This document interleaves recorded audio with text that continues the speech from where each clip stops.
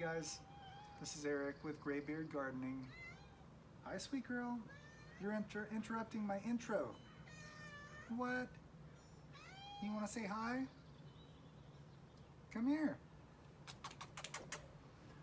Anyways, hi guys, Eric with Graybeard Gardening. Just wanted to share with you a seed starting part 1 this year. Just got some seeds today from Baker Creek and got my Amish paste seeds. Got my Brandywine seeds. I believe it's called a Sudduth, S-U-D-D-U-T-H. And I'm also going to plant some radish. And that's about it for today. I'm waiting on another seed pack from Burpee that'll also have their version of Amish paste in there. So I'm going to try both styles this year and see kind of how it works out. But anyways, at this point, let's get started and get these things going. First thing about how I start seeds, I do it a little bit differently than some folks. As you can see, I've got a humidity dome here in front of me. We'll just take that puppy off right now. And looks like I should clean that out a little bit more. I have a couple webs in there. But basically we got a tray like that inserts into the base, which is just empty. You see these all the time at the shops, you can just buy those, but I use the square ones here, and then a lot of people will go ahead and do a seed mix, seed starting mix and stuff in there. I don't even mess around with that. I've done this since my cannabis growing days, and I've always stayed with it. So it used to be called Rapid Rooters back in the day. Now I buy a thing called Root Riot, but these are essentially little, I believe, peat moss pellets that have a little hole in the top, perfect for going ahead and starting seeds. And what you want to do with these is have yourself a bowl of water or some form of water there, and basically I usually get it pH balanced to 6.5 just to make sure that everything's good. I already tested the water, we're at 6.7, so I just kept it at that. It's fine. Here in Portland, most of the water comes out at 6.8 to 7 on the pH. And honestly, I see a lot of gardeners out there. Obviously in organic gardening, you're not going to change the pH of whatever you are watering with. But in cannabis, you check the pH all the time with the water that you're watering with. So if I'm ever doing some sort of liquid or synthetic nutrient that's going in there, I will pH balance my tomato, anything that's going into my tomatoes at 6.3 to 6.6. And that generally will give them the opportunity to uptake calcium, magnesium, and all the other nutrients, phosphorus, potassium, calcium, nitrogen, magnesium, sulfur, all sorts of stuff. So anyways, but it gets them to where they are at their best at 6.5 or so, from my understanding. If I am wrong, please correct me. I like to fancy myself as an intellectual, but I don't know everything, just trying to learn. But we'll get a few of those soaking, and those just get nice and wet. Then you just plant them after they get soaked up pretty nice. So we're gonna let those soak up for a moment. I didn't really prepare too well for this video, so I did not open any of the seeds yet. So let's just show you what we got. We got a Brandywine tomato from Baker Creek Heirloom Seed Company. I have not ever purchased anything from these guys before. This is my first time, my first year, but from everything I've read, they are reputable. They just shipped this to me within 4 days. Of course, I paid a little extra for that, but that's fine.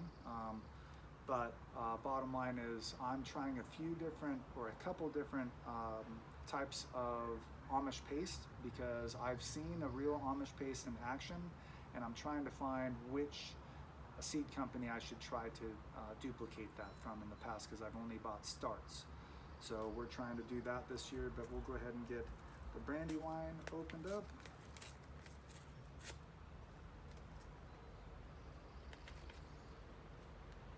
Looks like probably about 25 seeds in there. And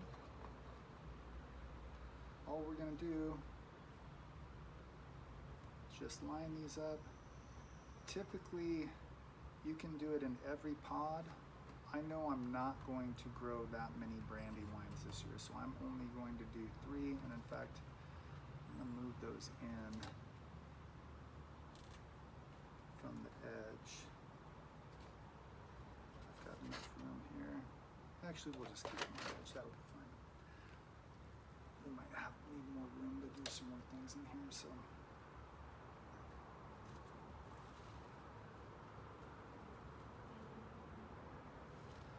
We're going to do 2 seeds per peat moss pellet, or whatever you would call these things, root riot.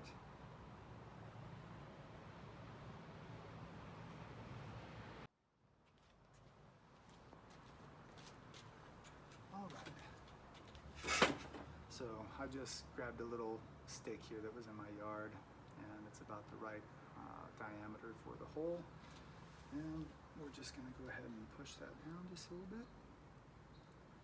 And that's literally it, guys. People always spend so much time starting seeds and doing all this other stuff to get ready for it. And I honestly just think to myself, you could be saving yourself a lot of time.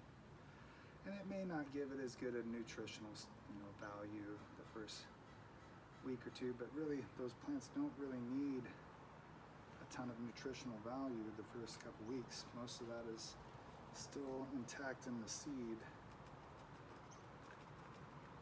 It gives it a little bit of food. Okay, we've got 2 more seeds here.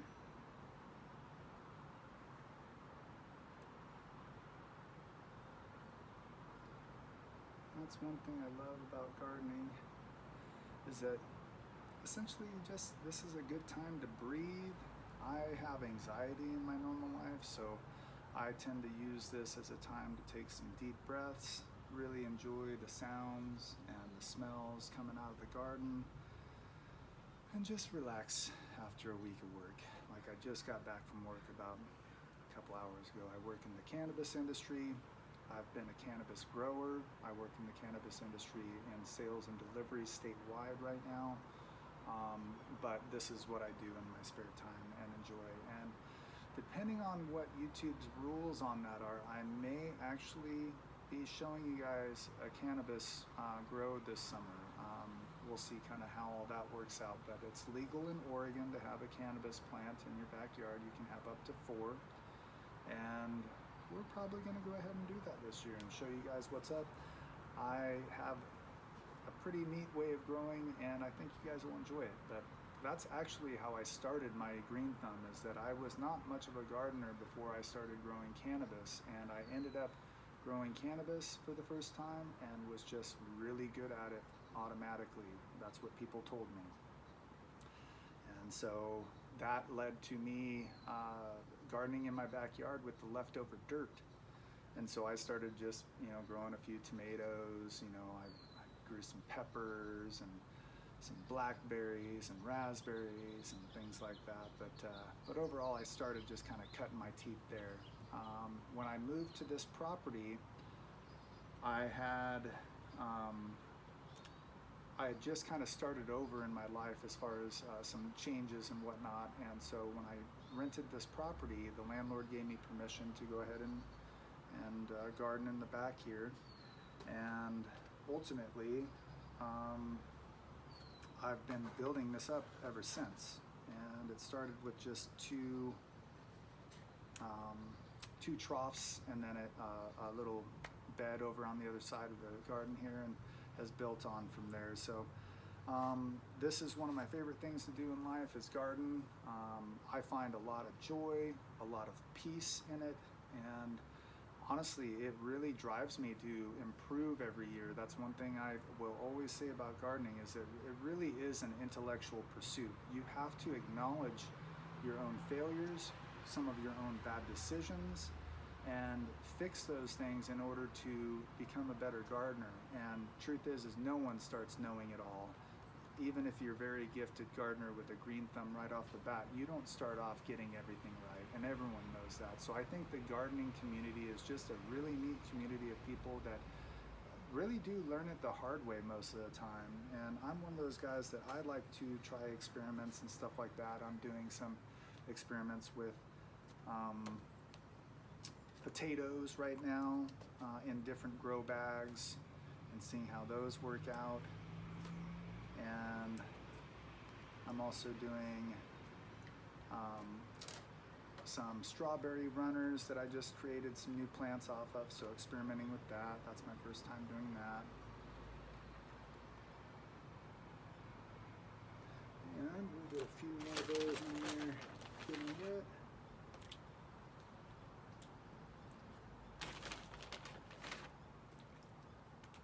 You can see I always keep these just sitting there soaking up the water. They're not ever going to soak up too much. Okay, so now we've got the brandy wine done. And I only did 3 sets of that, 2 seeds per peat moss pellet.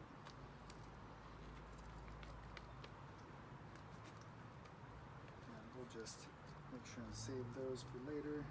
We may need to restart some of those or start a couple extra for emergencies.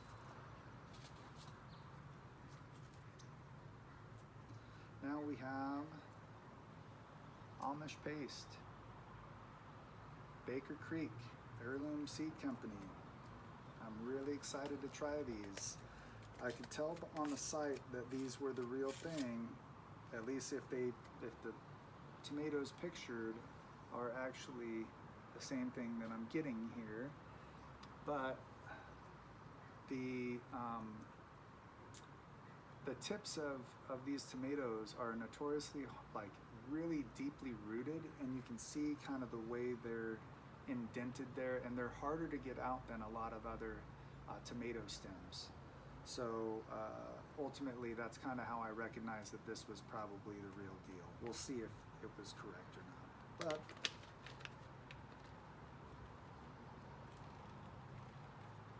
looks like about 25 seeds in here also. Since I gotta do a few more, I'm just gonna pop a few out in my hand and go from there.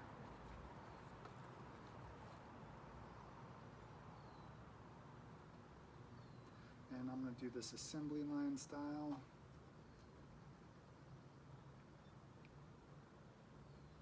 Two per. These are nice, clean seeds. Looks like they've been processed really nicely. Ooh, so excited. Oops. Uh-oh. Just dropped 1, 2.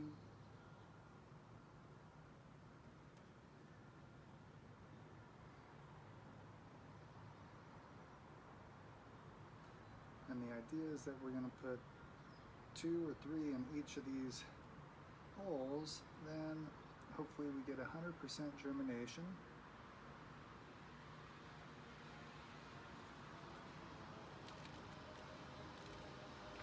And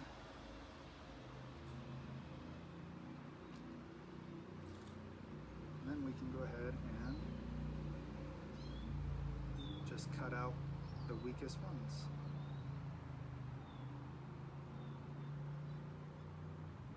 But I'm just pushing these down just very gently. Don't have to be super strong with this. These peat moss pellets keep that moisture right there. Generally, I will fill up the bottom of this tray with just a little bit of water so that it keeps seeping some of that moisture up into the peat moss pellet. And then you can also just give it a little water from the top. You just gotta baby everything. That's one thing I really think, you know, people that are gardening or that are more talented or more adept at gardening, generally they go ahead and they are a little bit more of a nurturing type.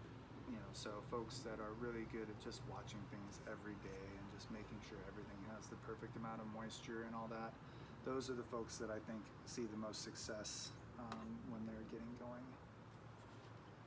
But we've got these marked as Amish paste with Baker Creek on the back with the amount of, or the date. And we're going to do one more line of these.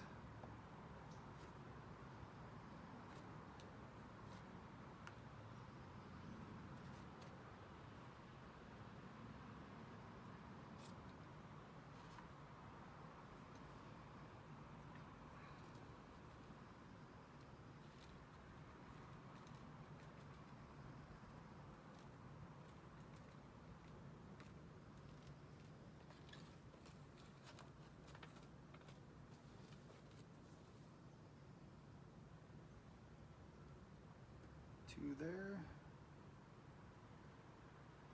two there, two there. Don't forget to breathe and relax and enjoy yourself.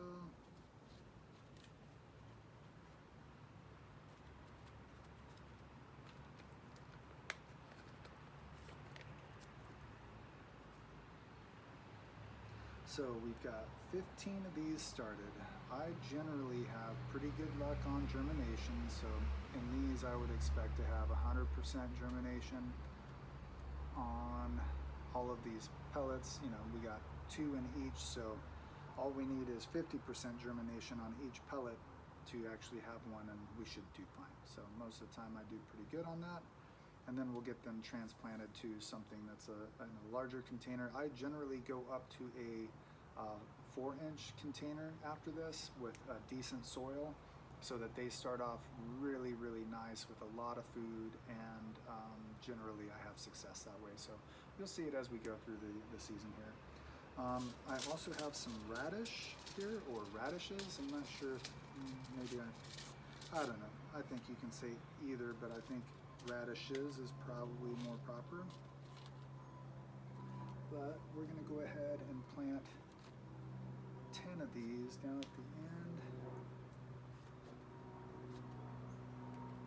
My best friend is a big fan of radish, and Tiffany Haddish, and the YouTube channel Babish.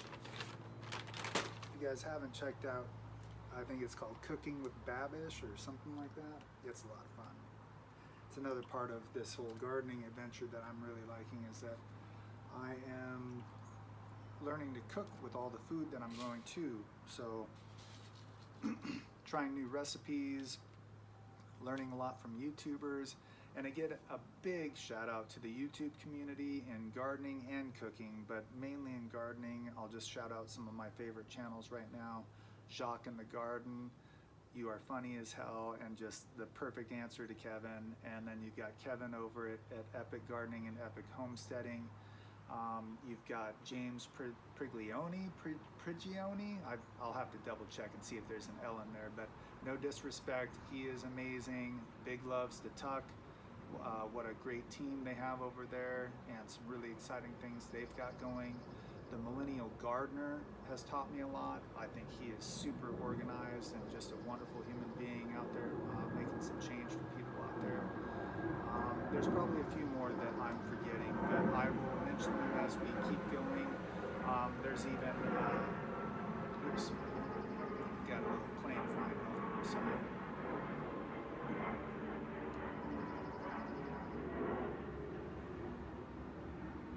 But there's even, I can't remember what the name of the channel is, but there's an older gentleman that looks like he might be Amish with his son, and they are a gardening team, and he's breaking all sorts of records on tomato size and stuff like that, but I love watching them too, and I've learned a lot from them. But overall, I appreciate you guys watching. If you do like the channel, please go down and hit the like and subscribe. It costs you no money, but it helps out the channel immensely.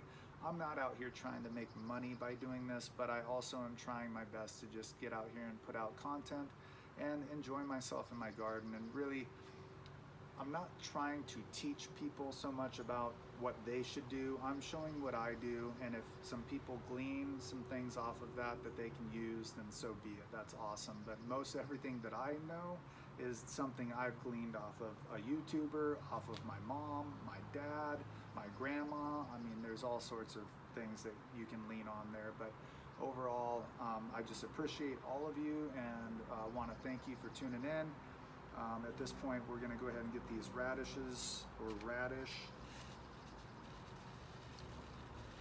all set.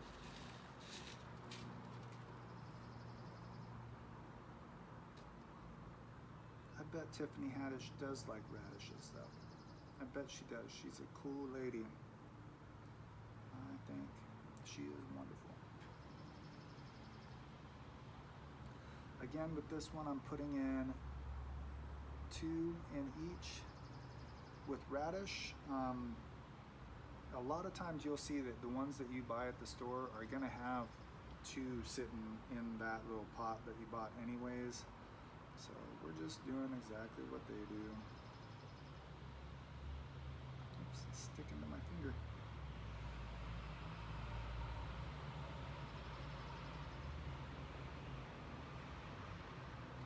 But this is the most exciting part of the year for me, just getting out here, being out in the garden where my cats can come outside and enjoy themselves.